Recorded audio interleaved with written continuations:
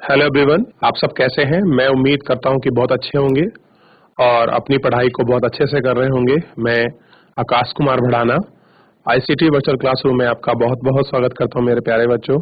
और जैसा आपको पता है 9th क्लास है हमारी, हाँ, और हम लोग देख रहे हैं पॉलिटिकल साइंस में चैप्टर नंबर 4 संस्थाओं का कामकाज के विषय में हम लोग बात कर रहे थे। और देखिए, संस्थाओं के कामकाज में हमने कार्यपालिका, विधायपालिका, न्यायपालिका, इन सब चीजों पर तो साथ साथ बात ही करेंगे। आज हम लोग अपना जो है संसद के विषय में पढ़ेंगे कि पार्लियामेंट क्या है।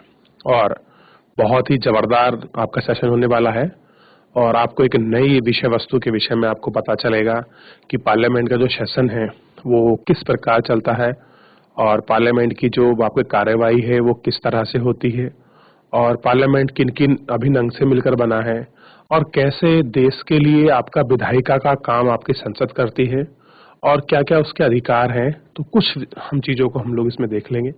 बाकी जितना हमारे आपके चैप्टर में हमको संक्षिप्त जानकारी मिलेगी हमारे लिए उतनी पर्याप्त है। बाकी व्यक्तिगत तौर पे भी आपको मैं कुछ चीज़ें बताऊंगा जो आपको याद रखनी जरूरी है। तो अगर कल के लेक्चर में कोई भी आपको ऐसी प्रॉब्लम है, कोई चीज़ आपको समझ नहीं आई है, तो आप लोग लाइव जुड़कर चैट के माध्यम से आप अपनी क्वेरी को, आप अपने प्रश्न को, अपने डाउट को मुझसे पूछ सकते हैं। कोई भी स्कूल का कोई भी बच्चा। चलिए, अगर कोई आपकी क्वेरी है तो नहीं, हम चलते हैं फिर आपका सीधा डिजिटल बोर्ड की तरफ। आप जैसे कि देख रहे हैं संस्थाओं का कामकाज के विषय में हम लोग बात कर रहे थे। चैप्टर नंबर 4 था संस्थाओं का जो कामकाज है, इसको हमने देखा और इसी के साथ साथ निर्णायक फैसले, सारी चीजों को हम लोगों ने एक एक करके पढ़ा। राजनीतिक संस्थाओं की आवश्यकता क्यों पड़ी, इनके विषय में हमने देखा। और कल मैंने आपको बताया था कि हम 4.2 यूनिट को शुरू कर रहे थे, संसद को। ये मैंने आपके बीच में रोक दी थी, लेकिन आज हम लोग इसी यूनिट के साथ आगे अपना कंटिन्यू करेंगे और सीखने की कोशिश करेंगे संसद। तो आप मुझे बताइए, कितने बच्चे ऐसे हैं जिन्होंने पार्लियामेंट की कार्रवाई को टीवी पर देखा है? कहाँ देखा है बच्चों? आपका टीवी पर देखा है। मुझे एक बार बताइए आप लोग, कितने ऐसे बच्चे हैं? कितने ऐसे बच्चे हैं जिन्होंने आपका फ्री टाइम में आपका, या आप ये कह सकते हैं कि जब आपकी इच्छा हुई हो, आपने कार्रवाई को देखा हो पार्लियामेंट की, आपने विधानसभा की कार्रवाई को देखा है? तो सबसे पहले मैं ये कहना चाहता हूं, क्योंकि हम लोग पिछड़े वर्ग आयोग, जो आयोग की रिपोर्ट थी, उस पर हम लोगों ने आपका जो बीपी मंडल आयोग बना था पिछड़े वर्ग को आपको प्रोत्साहित करने के लिए, उस बीपी मंडल आयोग के विषय में पूरा अच्छे से हम लोगों ने आपकी चर्चा की थी। लेकिन संसद जैसे लिख रहा है, शुरू करने से पहले मैं आपको एक मौखिक रूप से और व्यवहारिक रूप से आपको चीजों को बताना चाहता हूं। जैसे ध्यान दीजिए आप, सबसे पहले इसमें क्या है कि संसद के अंदर आप देख पाएंगे कि ये याद भी रखना है कि संसद आपका 3 विभिन्न अंगों से मिलकर बनी होती है। सबसे पहले होते हैं राष्ट्रपति, दूसरी लोकसभा या राज्यसभा, या आप इसका सीक्वेंस ऐसे भी रख सकते हैं कि राष्ट्रपति, राज्यसभा और लोकसभा, इन तीनों से मिलकर बनी होती है। ठीक है। अब देखिए, राष्ट्रपति को तो हम जानते हैं कि देश के सर्वोच्च नागरिक हैं, प्रथम नागरिक उनको कहा जाता है, राष्ट्राध्यक्ष हैं। और अगर कोई भी कानून आपका बनता है तो लोकसभा, राज्यसभा से पास होकर और फाइनली हमारे देश के राष्ट्रपति यानी कि प्रेसिडेंट के सिग्नेचर के बाद ही कोई भी आपका कानून, कोई भी बिल आपका पारित होता है और तभी वो लागू होता है। और जैसा कि हमने मंडल आयोग में देखा था कि ये बिल पारित होने के बाद भी उसको चेकिंग बैलेंस के लिए आपका न्यायिक आपकी प्रक्रिया से आपका गुजरना होता है और उसके लिए हमारा सुप्रीम कोर्ट पूरी तरह से आपका न्यायिक प्रक्रिया की सारा जो प्रोसीजर है वो उसको फुलफिल करता है। इनको हमने पढ़ा और इनको हमने इसमें देखा था। दूसरा हम लोगों को ध्यान रखना है कि जो लोकसभा में जो आपके सांसद चुने जाते हैं, देखिए राज्यसभा के जो आपके सदस्य होते हैं उनको भी हम सांसद कहते हैं और जो लोकसभा के सदस्य होते हैं हम उनको भी सांसद कहते हैं, यानी कि एमपी। एमपी को इंग्लिश में बोलते हैं मेंबर ऑफ आपका पार्लियामेंट, हम शॉर्टकट में एमपी कह देते हैं, सांसद। ध्यान रखना है। अब इसमें भी 2 हैं सांसद में भी, एक है आपका लोकसभा के सांसद और एक है राज्यसभा के सांसद। तो जो राज्यसभा के सांसद है उनको प्रत्यक्ष जनता चुनती है प्रत्येक 5 वर्ष में, और जो राज्यसभा के हैं उनको विधानसभा के जो आपके आपके सदस्य हैं, जिनको आम भाषा में विधायक कहते हैं, विधायक आपका राज्यसभा के सदस्य को चुनते हैं। दूसरा, आपको ध्यान होगा कि लोकसभा में जिसको बहुमत प्राप्त होता है, जिस पार्टी को, वो क्या करती है, वो अपनी सरकार बनाने की दावेदारी ठोकती है। ठीक है। और आप देखिए, संसद में दोनों सदनों में आपका दो ही आपके पक्ष होते हैं, एक सत्ता पक्ष, एक विपक्ष। अगर हम लोग लोकसभा में बात करें तो लोकसभा में सत्ताधारी जो पक्ष होता है, जैसे मान लीजिए वर्तमान में सत्ताधारी पक्ष आपका बीजेपी है, भारतीय जनता पार्टी, तो भारतीय जनता पार्टी का ही बहुमत आया तो बहुमत दल का एक नेता होगा, और बहुमत दल के नेता को ही हम क्या कहते हैं, आपका प्रधानमंत्री। प्रधानमंत्री के साथ बहुत सारे मेंबर्स होते हैं, सदस्य होते हैं, जिनमें से कुछ को कैबिनेट मंत्री, किसको, बहुत सी को आपके मंत्रालय यानी कि मंत्री परिषद मिलता है, बहुत से आम केवल सांसद के रूप में ही अपना काम करते हैं। उसी में आपका देखेंगे, उसी में होता है आपका विपक्ष में होता है विपक्ष पार्टी, यानी कि दूसरी जो सत्ता में आपके ना आ पाई हो, जो दूसरी सबसे बड़ी पार्टी है, उसको विपक्ष पार्टी का मौका मिलना है। जैसे लोकसभा में आपकी कांग्रेस पार्टी है, ऐसे ही आपका आप वहां देखोगे राज्यसभा में तो वहां भी सदन का नेता होता है, लोकसभा में सदन का नेता प्रधानमंत्री होता है, वहां किसी और को बना सकते हैं, वहां भी सत्ता पक्ष और विपक्ष दोनों होता है। और सामने बैठे होते हैं जिनको हम माननीय माननीय कहकर आपने सुना होगा बहुत बार डिबेट में, वो होते हैं स्पीकर। एक लोकसभा के स्पीकर होते हैं और एक होते हैं राज्यसभा के स्पीकर। राज्यसभा के स्पीकर जिनको हम सभापति कहते हैं, वो होते हैं उपराष्ट्रपति। ठीक है। और उधर जो होते हैं आपका, आपको ध्यान होना चाहिए, उधर कौन है आपके बच्चों, लोकसभा के स्पीकर होते हैं। तो मेरा प्रश्न ये है कि लोकसभा के स्पीकर कौन है? अगर मैं आपसे पूछूं लोकसभा के स्पीकर, तो आप कहेंगे श्री ओम बिरला जी हैं। ठीक है।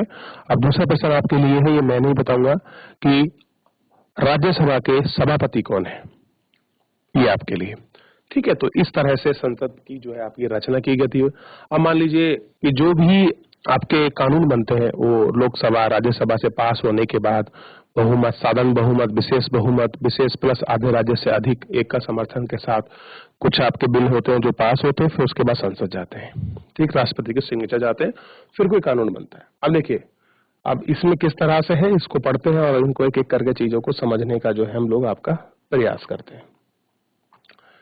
कार्यालय विज्ञापन के उदाहरण में क्या आपको संसद की भूमिका याद है? कह रहे जो कार्यालय का विज्ञापन था उसमें जो आपकी संसद की भूमिका दी गई थी, क्या आपको याद है? शायद नहीं। कह रहा है या जरूर नहीं कि वो आपको याद हो, क्योंकि हम फैसला संसद ने नहीं किया, लिहाजा आपको लगता है कि इस फैसले में संसद की कोई भूमिका नहीं है। कह रहे जो फैसला किया है वो संसद ने नहीं किया है और आपको लगता है कि शायद वो नहीं है। अब देखिए, लेकिन हम कुछ घटनाओं पर नजर डालकर देखते हैं कि क्या उनमें संसद का कोई जिक्र था।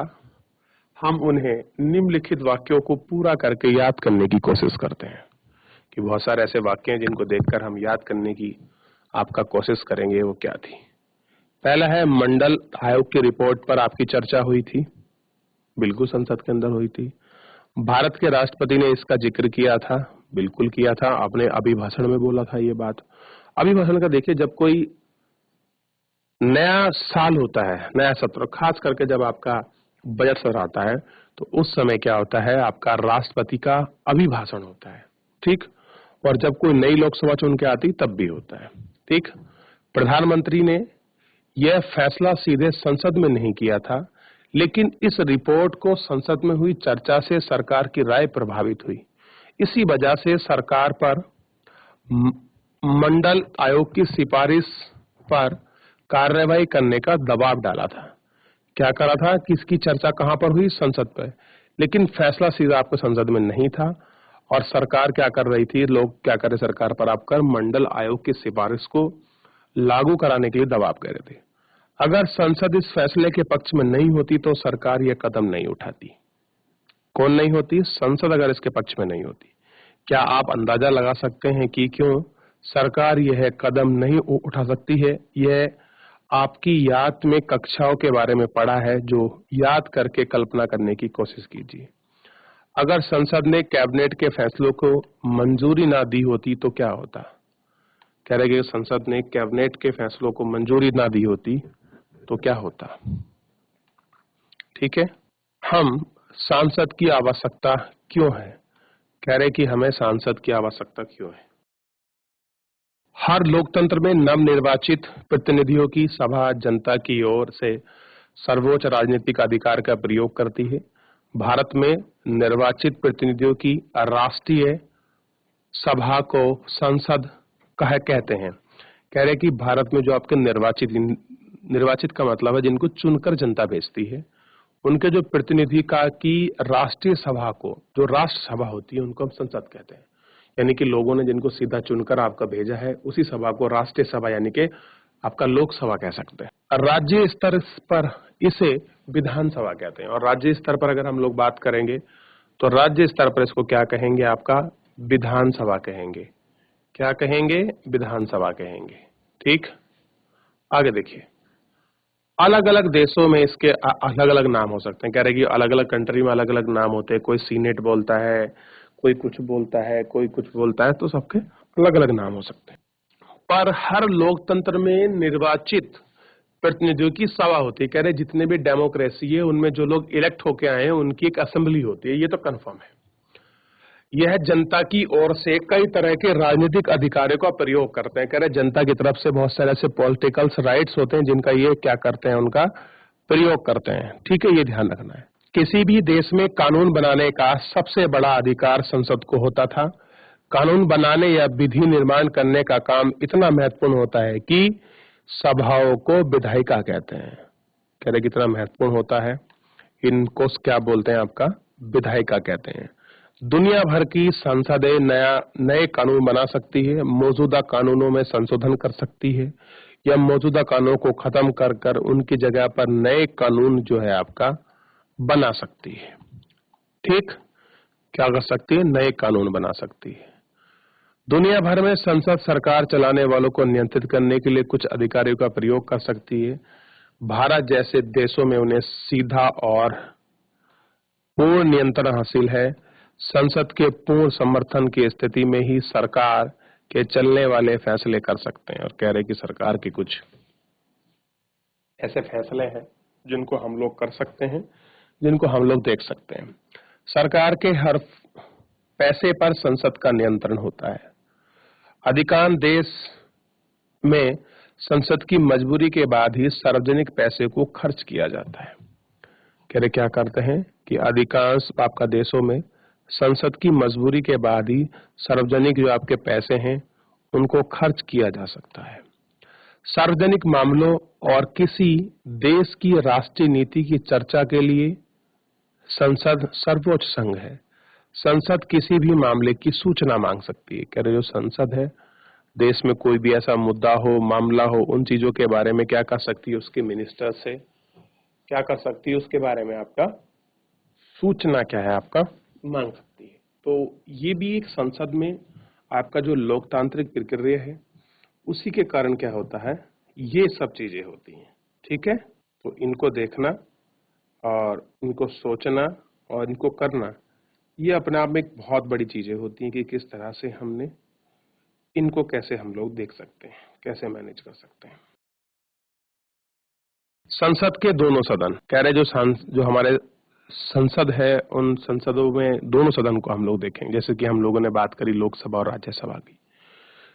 चूंकि आधुनिक लोकतंत्र में सबसे बड़ी महत्वपूर्ण भूमिका निभाती है। कह रहे जो लोकतंत्र में अगर आप संसद को देखोगे ये सबसे इंपॉर्टेंट रोल निभाती, लिहाजा अधिकांश बड़े देशों ने संसद की भूमिका और अधिकारों को दो हिस्सों में बांटा है।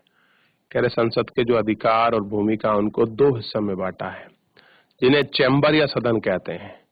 पहले सदन का नाम आमतौर पर सीधे जनता चुनकर द्वारा चुने होते हैं और जनता की ओर से असली अधिकारों का प्रयोग करते हैं। दूसरे सदन के जनता को अमूमन आपका परोक्ष रूप से कुछ विशेष काम है और दूसरे सदन का सामान्य काम राज्य, क्षेत्र, इकाइयों की आपके हितों की निगरानी करना है। हमारे देश में संसद के दो सदन हैं। दोनों सदनों को, एक को राज्यसभा यानी काउंसिल ऑफ स्टेट कहते हैं। क्या कहते हैं बच्चों? ध्यान रखना है, काउंसिल ऑफ स्टेट कहते हैं। ये भी ध्यान रखिए, क्या बोलते हैं? Council of state. और दूसरे को लोकसभा यानी कि हाउस ऑफ पीपल के नाम से जाना जाता है। अब जो हाउस ऑफ आपका पीपल है, इसको हम क्या बोलते हैं आपका बच्चों, ध्यान देना, आपको लोकसभा कहते हैं। तो दो हाउस हमको मिल गए, एक है काउंसिल ऑफ स्टेट्स जिसको राज्यसभा कहते हैं, और दूसरा है हाउस ऑफ आपका पीपल यानी कि लोकसभा। लोकसभा क्यों बोल रहे हैं, हाउस ऑफ पीपल क्यों कहा गया है? हाउस माने होता है सदन या जगह, जिस जगह लोग सीधे अपनी प्रतिनिधि को चुनकर भेजते हैं। और काउंसिल ऑफ स्टेट इसलिए कहा गया है क्योंकि जो जनता जो अपने प्रतिनिधि को चुनती है, जिसे हम आम रूप में विधायक कहते हैं, वो विधायक विधानसभा के सदस्य क्या करते हैं, एक काउंसिल होती है और उसमें क्या होता है आपका राज्यसभा के चुनाव के माध्यम से उनको आपके उनके पास तक इन सबको भेजा जाता है। उनको देखने की, इनको जानने की, इनको समझने की जरूरत है। भारत का राष्ट्रपति संसद का हिस्सा होता है। कह रहे जो भारत के राष्ट्रपति हैं वो क्या है, वो भारत की पार्लियामेंट का हिस्सा हैं। हालांकि वहां दोनों में से किसी भी सदन का सदस्य नहीं होते। सबसे बड़ी बात है वो आपका किसी भी सदन के सदस्य नहीं होते। कौन नहीं होते बच्चों, ध्यान रखना है, जो हमारे राष्ट्रपति हैं उनकी बात कर रहे हैं कि वो क्या नहीं होते, किसी के भी आपके सदस्य नहीं होते। इसलिए संसद के फैसले राष्ट्रपति की मंजूरी के बाद लागू होते हैं, और यही कारण है कि वो किसी के मेंबर नहीं है, किसी का पार्ट नहीं है इन लोकसभा और राज्यसभा में, लेकिन संसद का पार्ट है। तो इसलिए बिना सिग्नेचर के, बिना उनके कोई भी रूल आपका पास नहीं हो। आपने पिछली कक्षाओं में भारतीय संसद के बारे में पढ़ा है। अध्याय 4 में आपको पता चलेगा कि लोकसभा का चुनाव कैसे होता है। अब संसद के दोनों सदनों के प्रमुख अंतर को याद करते हैं। इन मामलों में लोकसभा और राज्यसभा के बारे में अलग अलग जवाब दिए गए हैं। पहला, कुल सदस्यों की संख्या कितनी होती है, सदस्यों में कौन चुनता है, उनका कार्यकाल कितना होता है, क्या सदन में हमेशा के लिए भंग किया जा सकता है या स्थायी है। इन सब विषयों पर, इन सब मुद्दों पर क्या होती है आपका बात होती है, जिनको हमको पढ़ा है। अच्छा, मुझे बताइए, क्या आपने कभी कोशिश की है कि भारतीय संसद किस तरह से चलती है और किस तरह से भारतीय संसद होती है, और इसको जानने की और इसको देखने की बड़ी आवश्यकता है। कितने बच्चों को ने आपका ये सब चीजें देखी हैं और इस पर अपनी चर्चा करी है और इसको समझा है और इसको देखा है? ठीक है, कोई ऐसा बच्चा? अब देखिए, लोकसभा बनाम राज्यसभा, क्या कह रहे हैं, लोकसभा बनाम आपका राज्यसभा की बात कर रहा है। क्या ऐसा मामला है, लोकसभा बनाम राज्यसभा? ठीक, यानी कि दोनों में कंपटीशन की बात हो रही है। दोनों सदनों में से अधिक प्रभावशाली कौन है? आप कह रहे हैं कि अगर ये दोनों सदनों की बात करें, इनमें सबसे ज्यादा प्रभावशाली कौन है? राज्यसभा को कभी कभी अपर हाउस और लोकसभा को लोअर हाउस कहा जाता है। इसका मतलब यह नहीं कि राज्यसभा लोकसभा से ज्यादा प्रभावशाली है। यह महज बोलचाल की एक पुरानी शैली है। कह रहे कि ऐसा नहीं है कि हमने बोल दिया तो पुरानी हो गई, ये बस क्या है, आम बोलचाल की एक पुरानी शैली है। हमारे संविधान में यह है भाषा इस्तेमाल नहीं की गई है। कह रहे कि कहीं भी कॉन्स्टिट्यूशन में इस तरह का चीजों को मेंशन नहीं है, बस एक आम बोलचाल की जो शैली है, जो भाषा है, परिपाठी है, वो हमने बना रखी है। संविधान में राज्यों के संबंध में राज्यसभा के कुछ विशेष अधिकार दिए गए हैं। संविधान के अधिकार मामलों में सर्वोच्च अधिकार लोकसभा के पास होते हैं।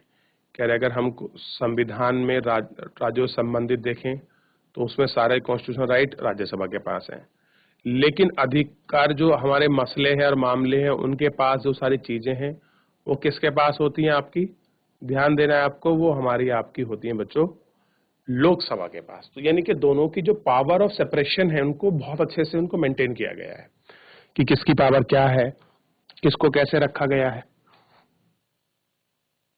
इसमें आपका बहुत अच्छे से आपका बताया गया है और बहुत अच्छे से उसको एक्सप्लेन किया गया है। तो फिलहाल तो इतना देखिए, इतना चीजें आपको समझ आनी चाहिए और इतनी चीजों को आपको एक एक करके आपका ध्यान रखना चाहिए। ठीक है, ताकि कोई भी डाउट हो, किसी भी प्रकार का आपका कंफ्यूजन हो, तो आपको ये सब चीजें क्या हो, बहुत अच्छे से आपको पता रहे। तो यहाँ तक जितना हमने पढ़े हैं, इतने में कोई भी कंफ्यूजन अगर आप महसूस करते हैं तो आप मुझसे पूछ सकते हैं मेरे प्यारे बच्चों। यहाँ तक कोई डाउट किसी प्रकार का नहीं है तो हम लोग थोड़ा थोड़ा करके, स्टेप बाय स्टेप करके आगे को बढ़ते चलेंगे, ठीक है, और इनको हम लोग देखते चलेंगे। चलिए आइए देखते हैं कैसे होता है कोई सामान्य कानून, क्या चीजें हैं, और इनको समझेंगे। किसी भी सामान्य कानून को पारित करने के लिए 2 सदनों की जरूरत होती है, लेकिन दोनों सदनों के बीच कोई भेदभाव हो तो अंतिम फैसला दोनों के संयुक्त अधिवेशन में किया जाता है। कहाँ किया जाता है? दोनों के संयुक्त अधिवेशन में, ज्वाइंट सेशन में होता है। दोनों सदस्यों को एक साथ बैठाते हैं। सदस्यों की संख्या अधिक होने के कारण इस तरह से बैठक में लोकसभा के विचार को प्राथमिकता मिलने की संभावना रहती है। लोकसभा पैसे के अधिकार प्रयोग करती है। लोकसभा सरकार का बजट या पैसे से संबंधित कानून पारित करती है। राज्यसभा उसे खारिज नहीं कर सकती। राज्यसभा के पास केवल 14 दिन के भीतर उसको देर कर सकती है। उसमें संशोधन करने के लिए सुझाव दे सकती है।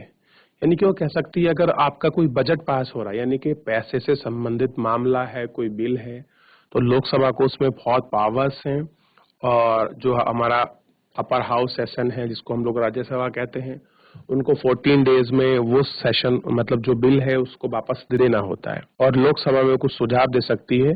तो सुझाव के लिए लोकसभा मानने के लिए बाध्यकारी नहीं है। उसे लगता है कि मानना चाहिए तो मान लेगी, नहीं मानना चाहिए तो आपका नहीं मानेगी। सबसे बड़ी बात यह है कि लोकसभा मंत्री परिषद को नियंत्रित करती है। कह रहे जो लोकसभा है वो आपका बच्चों किसको कंट्रोल करती है? मिनिस्टर ऑफ काउंसिल को। सिर्फ वह व्यक्ति प्रधानमंत्री बन सकता है जिसे लोकसभा में बहुमत हासिल हो। देखो मैं क्या कह रहा था कि प्रधानमंत्री कौन बनेगा? जिसके पास क्या होगा? लोकसभा का बहुमत होगा, वो ही क्या बन सकता है आपका, ध्यान दीजिए, वो ही आपका प्रधानमंत्री बन सकता है। यानी कि लोकसभा में क्या होगा कि लोकसभा में अगर आपका बहुमत है तो लोकसभा में बहुमत होने के साथ ही आप क्या करेंगे बच्चों? आप अपनी दावा पेश करेंगे कि हाँ मेरे को प्रधानमंत्री बनना है, या उसके लिए आप दावेदारी ठोक सकते हैं। अगर आधे से अधिक सदस्य यहाँ कह देते हैं कि मंत्री परिषद पर विश्वास नहीं है तो प्रधानमंत्री समेत सभी सदस्यों का पद छोड़ना होगा। राज्यसभा को यह अधिकार हासिल नहीं है, केवल लोकसभा कह सकती है। राज्यसभा इस तरह से कोई इस तरह की चीजों को आपका नहीं कह सकती और न ही आपका बोल सकती। लोकसभा में दिन, अब ये बड़ा इंपॉर्टेंट है, ये टेलीग्राम, ये चैटग्राम, ये इसको पढ़ना और इसको समझना कि कैसे कैसे होता है, इसको समझना ये बड़ा ही इंपॉर्टेंट है बच्चों।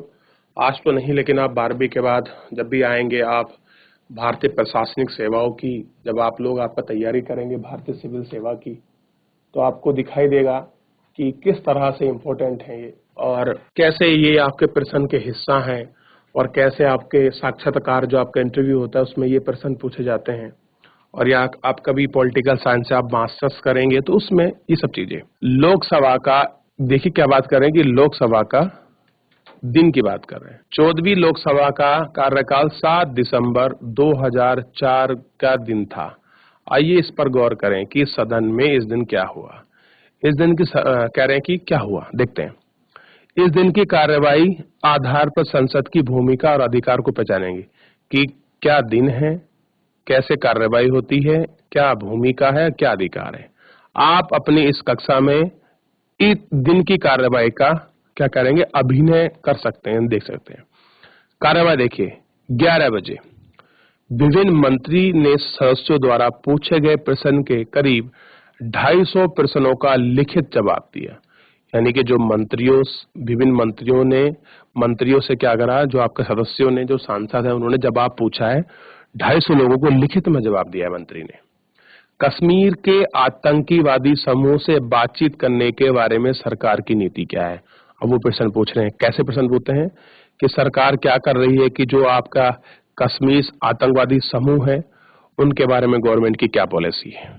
दूसरा पूछा है, पुलिस और आम लोगों के द्वारा अनुसूचित जातियों के खिलाफ किए जा रहे अत्याचार का आंकड़ा बताइए।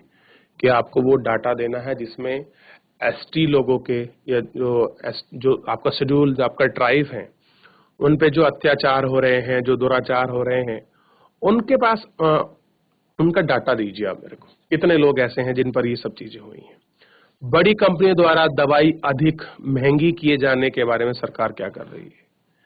कि जो दवाई है वो अधिक महंगी हो रही है, इसके बारे में सरकार क्या कर रही है? ठीक। 12 बजे देर सारी सरकार दस्तावेज चर्चा के लिए पेश किए गए हैं। इन दस्तावेजों में शामिल थे आपके तिब्बत सीमा पुलिस में नियुक्त किए गए नियम। 12 बजे क्या हो गया, कुछ सरकारी काम पर कुछ मोस्ट इंपोर्टेंट आपकी चर्चा है तुरंत हो गई, जैसे Indian institute of technology Khadakwasla की वार्षिक रिपोर्ट, ये आपका पुणे में पड़ता है। राष्ट्रीय इस्पात निगम लिमिटेड विशाखापट्टनम रिपोर्ट और लेखा जोखा। 12:02 पर पूर्वोत्तर क्षेत्र में मंत्री परिषद ने पूर्वोत्तर विकास परिषद की उसको पुनर्जीवित करने के बारे में बयान दिया। रेल मंत्री ने एक वक्त यह बताया कि स्वीकृति रेल के अतिरिक्त रेलवे अनुदान की आपकी जरूरत। मानव संसाधन मंत्री विकास मंत्री अल्पसंख्यक शैक्षणिक संतान 2004 के लिए राष्ट्रीय आयोग की घोषणा की और उनकी यह स्पष्ट की कि सरकार को अध्यादेश क्यों लाना पड़ा। अध्यादेश का मतलब होता है ऑर्डिनेंस, जो है उनको क्यों लाना पड़ा। तो इसके विषय में चर्चा की। 11 से लेकर आपका ध्यान दीजिए अभी। तो आपको बच्चों इस सारी जो हमारे संसद की जो आपकी कार्यवाही है किस प्रकार से होती है, लोकसभा राज्यसभा में ये सब चीजें होती हैं, उन पर चर्चा होती है, इनके विषय में हम लोग नेक्स्ट लेक्चर में पढ़ेंगे। तो फिलहाल आज के लिए इतना ही। मैं उम्मीद करूंगा कि मेरे प्यारे सभी बच्चे अपने लेक्चर को घर पर जाकर बहुत अच्छे से रिवीजन करिए। किसी प्रकार का कोई डाउट या कमेंट होता है तो आप लोग लाइव जुड़कर चैट के माध्यम से आप अपनी क्वेरी को, अपने प्रश्न को मुझसे पूछ सकते हैं। तब तक के लिए अपना ध्यान रखिए, स्वस्थ रहिए, अपनी पढ़ाई को बहुत अच्छे से करते रहिए। मुझसे जुड़ने के लिए आपका बहुत बहुत धन्यवाद।